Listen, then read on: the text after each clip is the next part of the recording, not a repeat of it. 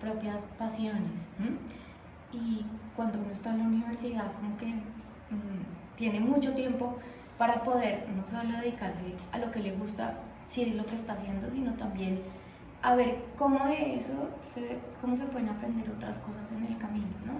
No todo te lo enseña una institución, pero son cosas que uno como que las va haciendo parte de su vida, ¿no?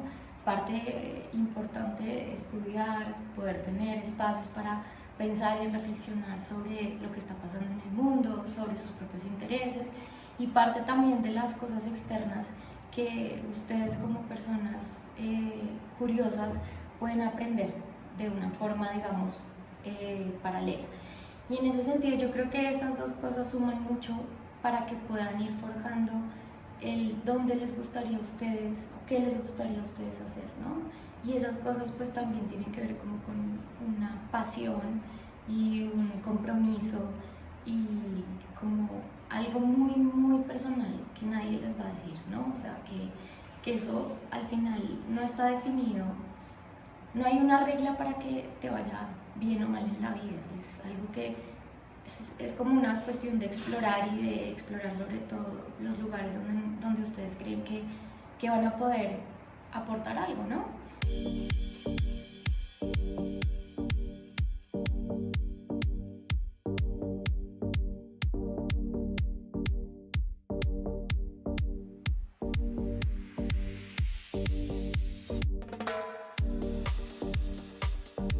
Bueno, ya estamos aquí en la ONG y a continuación les vamos a dar un pequeño recorrido y una entrevista acerca de las personas que trabajan ahí para saber realmente el contexto dentro de ella. Es una organización también enfocada en emergencias, ¿no? Okay. Que es, digamos, lo fuerte, realmente son intervenciones momentáneas que atienden a situaciones específicas, ¿no? La idea de Médicos Sin Fronteras nunca es reemplazar un sistema de salud entero, sino apoyar.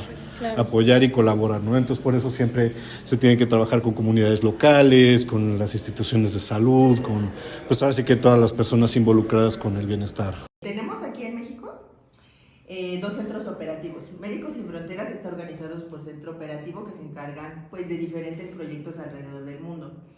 Aquí en México tenemos dos, que es el centro operativo de Barcelona, que está ubicado en otro lugar, y el centro operativo de Ginebra. Nosotros somos el centro operativo de Ginebra y estamos aquí. Entonces, cada centro operativo tiene células que se encargan de proyectos, ¿no? Y una de las células es el proyecto, los proyectos de aquí de México, de Honduras y de Guatemala, y pertenecemos a la misión de México en Centroamérica. Tengo una posición que se llama gestora de actividades comunitarias y de promoción de la salud.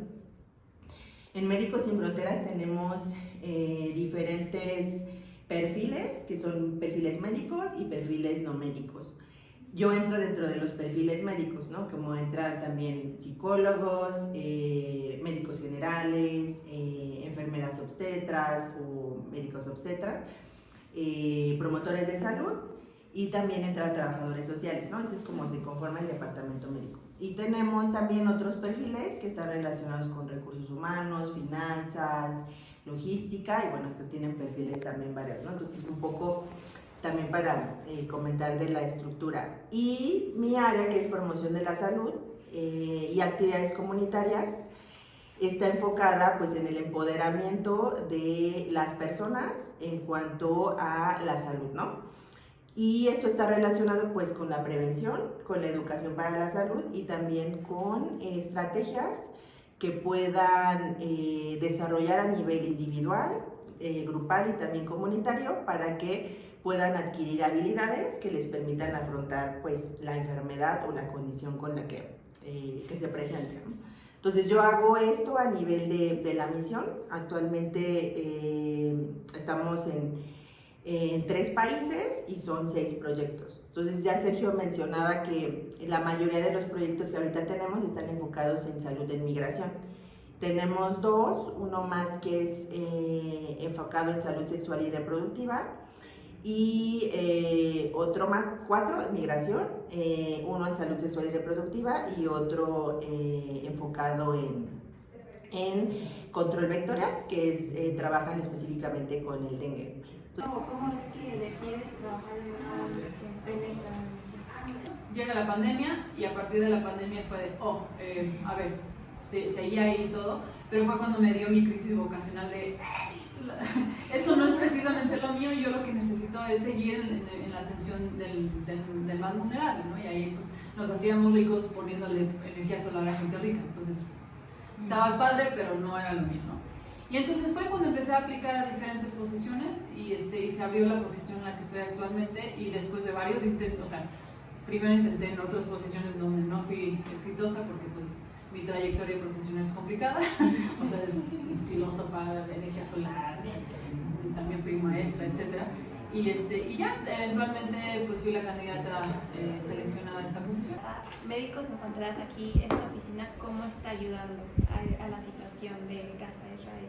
Claro, mira, como somos parte de todo el movimiento, pues obviamente por un lado está el tema de la recaudación, que sí, el movimiento obviamente y los equipos en Gaza pues se enfrentan a una situación muy compleja, que además hay que decir que se va a alargar por años, pensando en la cantidad de heridos y de personas que han resultado mutiladas, quemadas y que van a necesitar años, o incluso en términos de salud mental, ¿no?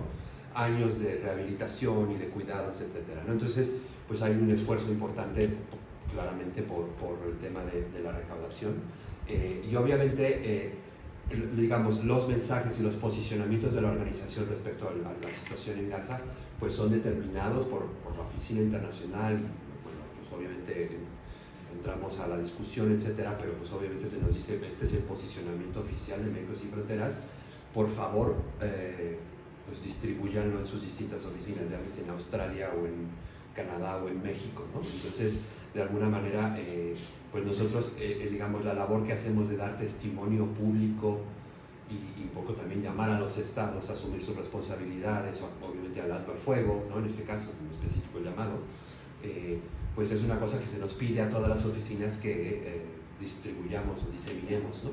Y entonces, pues es lo que hemos estado haciendo acá. No sé si vieron, por ejemplo, el año pasado cuando hicimos una demostración en el World Trade Center con una proyección en la fachada del edificio y fuimos todos y tal, con un mensaje que es un mensaje que nos viene de la Oficina Internacional. Incluso pues yo mandé, bueno, sí, nuestra oficina, pero firmada por mí, una carta al presidente de México pidiendo que el gobierno de México hiciera todo lo que está a su alcance para prevenir mayor muerte de civiles y que se respete el derecho internacional humanitario.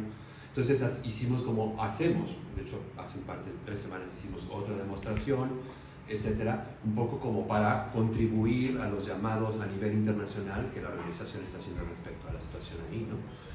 Entonces, digamos, y por otro lado, obviamente, cuando es posible, por distintas variantes, pues también hay médicos mexicanos que han estado allá, como lo he visto, ¿no? Entonces también es la parte que digamos que desde México, pues médicos o enfermeras, porque también estaba Michelle, que era enfermera, que de hecho ayer le tocó los primeros días, que estaban trabajando ahí, ¿no? Entonces digamos que la contribución toca como distintas áreas, desde los fondos hasta el hablar públicamente, hasta contribuir con personal que pueda integrarse a los equipos allá, etc. ¿Hay algún caso que lo haya marcado tanto a nivel profesional como a nivel personal? Pues mira, ¿sabes de la crisis de ébola en Monrovia, en Liberia? Que fue es una anécdota, pero que como que le dio mucho sentido a lo que estaba yo haciendo ahí. Yo fui como coordinador de comunicación para toda la crisis, digamos en África Occidental, que cubría Guinea, Sierra Leona, Liberia, Mali, etc., ¿no? Pero en algún momento afuera de uno de los centros de tratamiento, que no sé si llegaron a ver, pero eran unas tiendas donde se tenía que tener a los pacientes muy aislados, como saben, el ébola muy peligroso, ¿no? Y Médicos Sin Fronteras había contratado a pacientes que habían sobrevivido como trabajadores.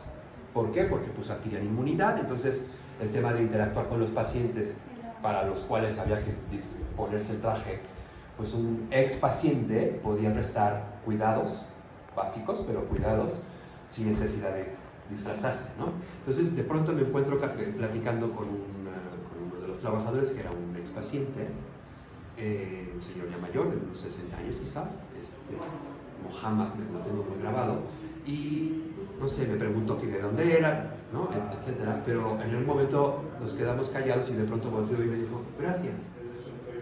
Le dije, ¿gracias de qué? ¿No? Me dijo, gracias porque si ustedes no estuvieran aquí, el mundo no sabría de lo que estamos sufriendo. Él había perdido 7 miembros de su familia, incluyendo su esposa, sus hijos, una cosa espeluznante, ¿no? Pero, ¿saben? Esa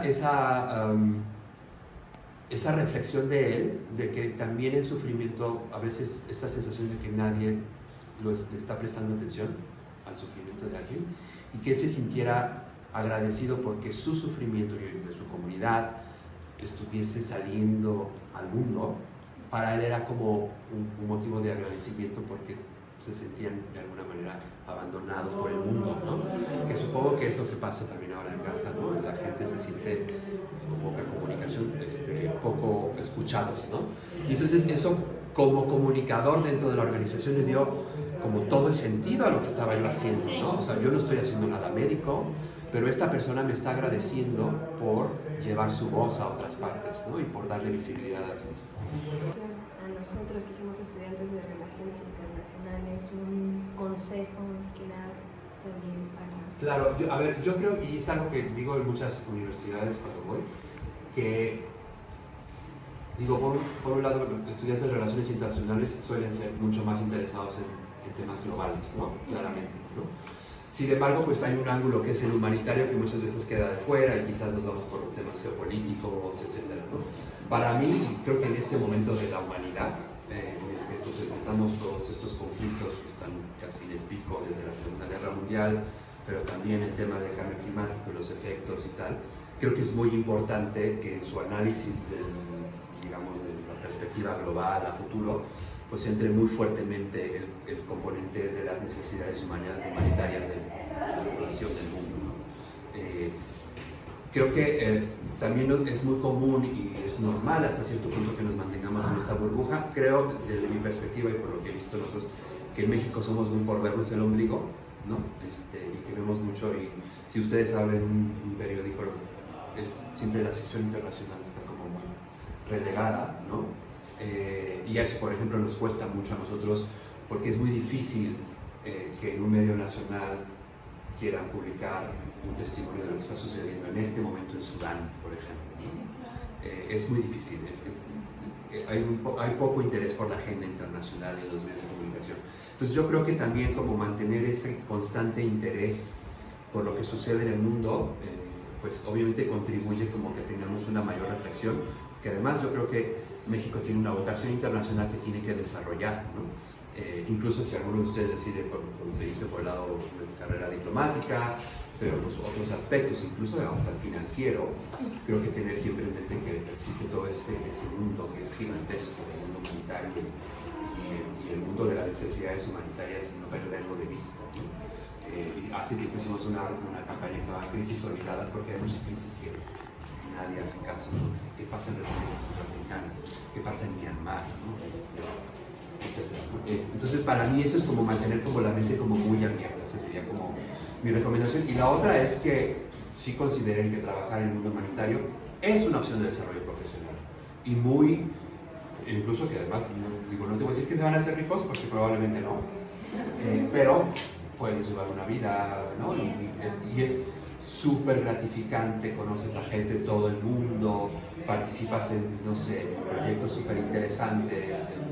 Entonces, la verdad es que creo que en México está muy poco desarrollado, al menos la noción de que es un camino probable, ¿no? También el diplomático, pero también el, no sé, trabajar para, no sé, bancos, no lo sé, pero creo que está como muy desdibujado que el mundo humanitario con Médicos Sin Fronteras o con el que se les ocurra, la organización que se les ocurra, es una opción de desarrollo profesional, ¿no? Y que es interesante, redituable, no es petrolera, ¿no? Y muy gratificante, ¿no? Y eso yo creo que no hay que perderlo de vista porque, pues, entre ustedes habrá quien se interese. Sí,